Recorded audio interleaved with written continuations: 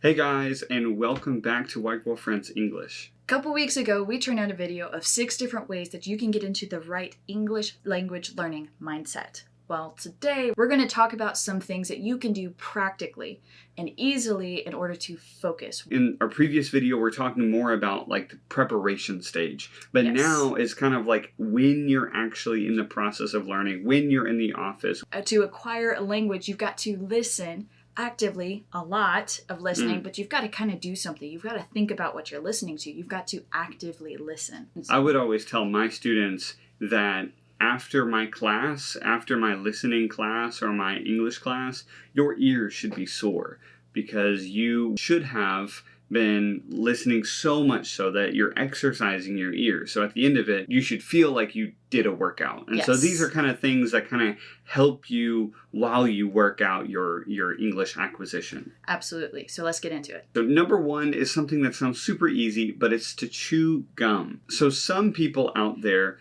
they are busy. They can't stop moving. I'm one of those people. And specifically, a really good way that some people do this is that they chew gum because it helps them move their mouth while they're trying to learn and acquire English and a language. It helps them to just kind of be using the part of their body that they will be working out soon as they are going out to meet with their tutor or to talk with their teacher or something like that. Kind of, in a way, kind of warms them up, kind of gets them going. Chewing gum is one option for you guys to help you kind of focus on active English listening. Right. Do not be afraid to move around. And in fact, that's actually number 2 is move around. Move around while you're listening. If you listen to a set of instructions, it's wise for you to go ahead and follow those instructions. If you're listening to the way that they focus on stress and intonation, move your finger up for times where their intonation goes up, down when their intonation goes down. Also with a command, maybe you can make like a commanding posture or whatever, but if you're listening to an audiobook, for example, this is a great way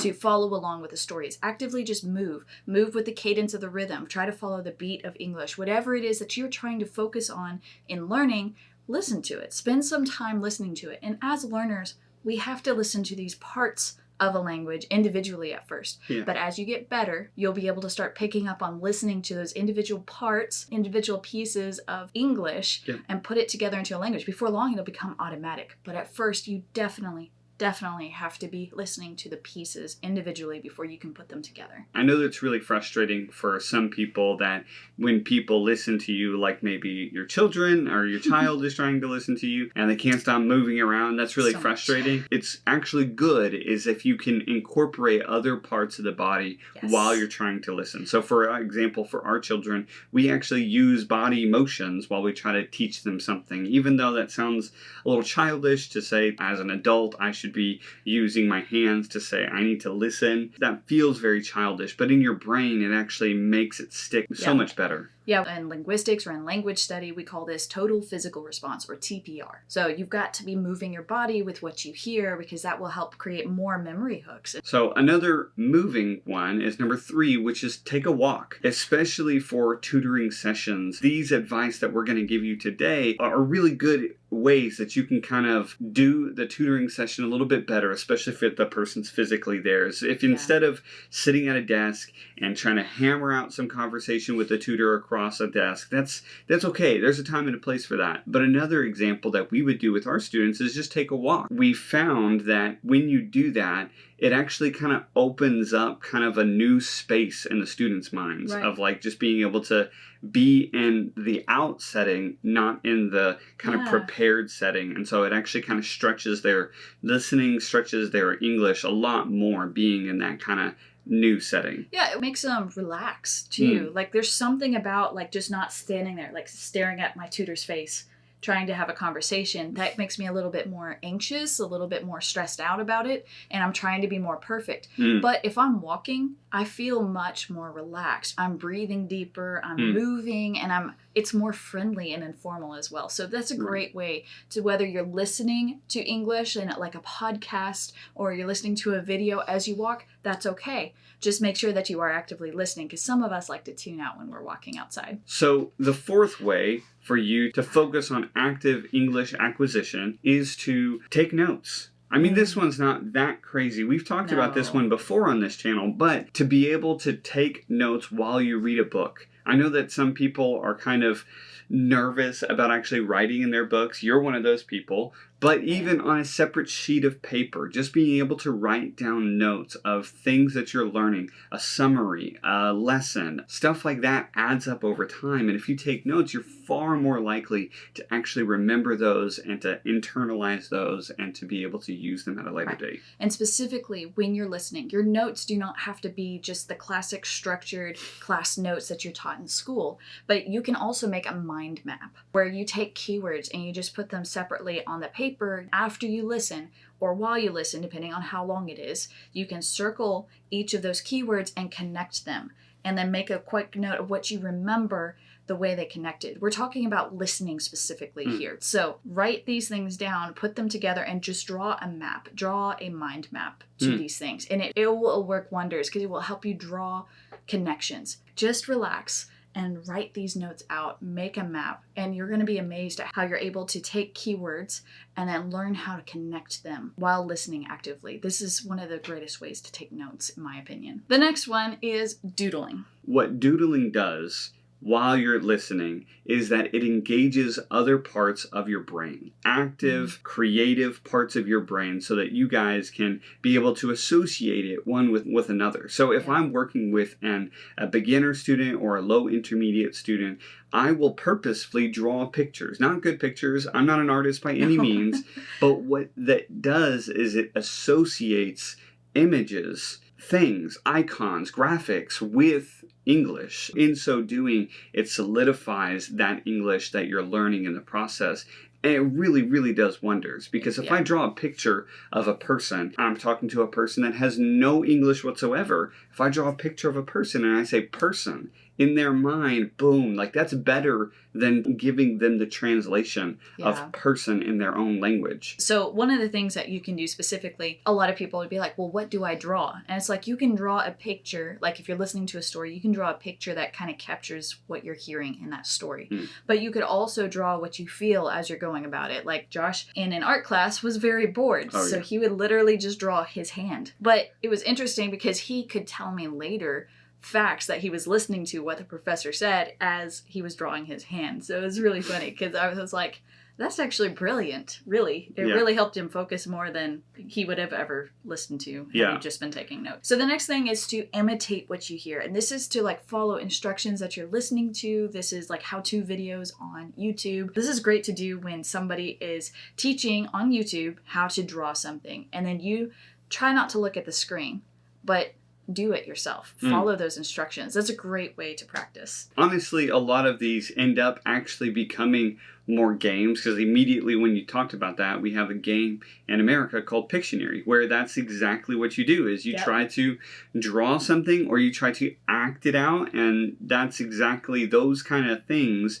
those total physical responses to language learning, language acquisition, helps solidify that language acquisition process by keeping us active. Yes, language is far more than grammar. Grammar just tries to explain language, but somehow ends up 10 years behind every time. But you can learn all the grammar of English, but you will not be fluent.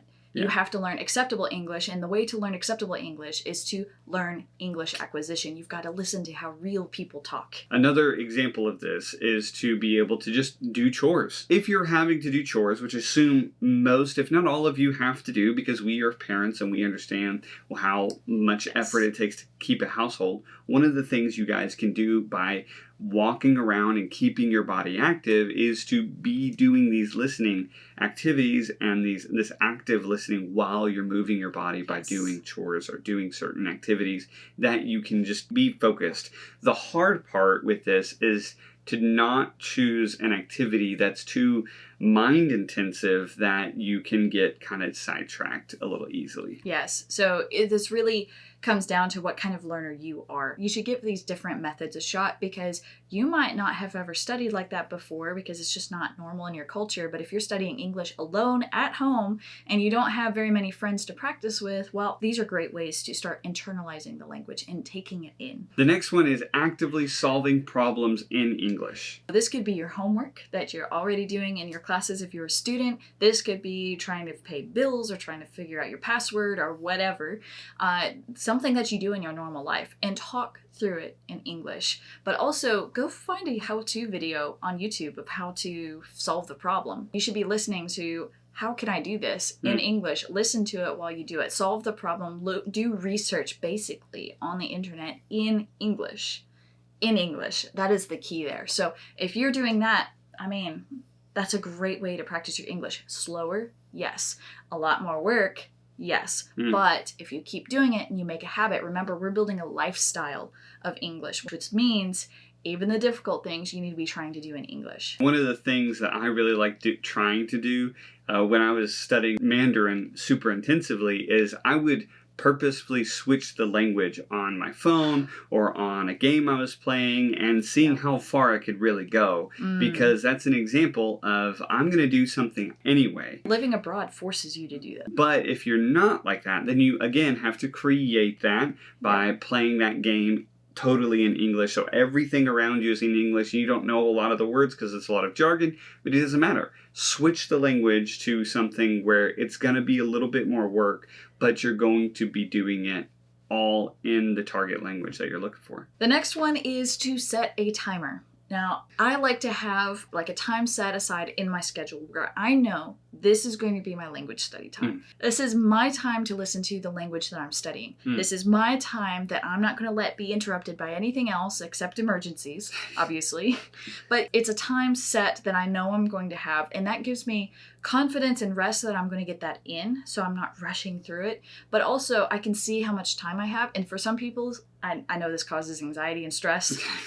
Doesn't help most people, but for some of us it really is helpful. Yeah, it's a way to measure out, but not as a way to count down, but a way to count up, to say, hey, this is how much time I have been spending in this language, because it's honestly it's really, really hard. Even going from YouTube video to YouTube video, it's hard to measure that because we say it's a video, but a video could be 30 minutes long or it could be 5 minutes long. Right. So it's a really hard way to keep yourself motivated and active if you're not regularly reflecting on the fact that time passes by. One of the things that you can do that's actually really interesting if you're into this kind of thing is to keep a logbook of time. Like pilots log their hours so that they can see how much time they've flown in their life. And I find that really cool. And it's a great way to do this. We do this for teaching hours too. And honestly, language learning hours, that's a great way to see and to know how much time you have invested into this language, to look back, not to be discouraged, but to realize how far you've come. Number 9 is sleep well.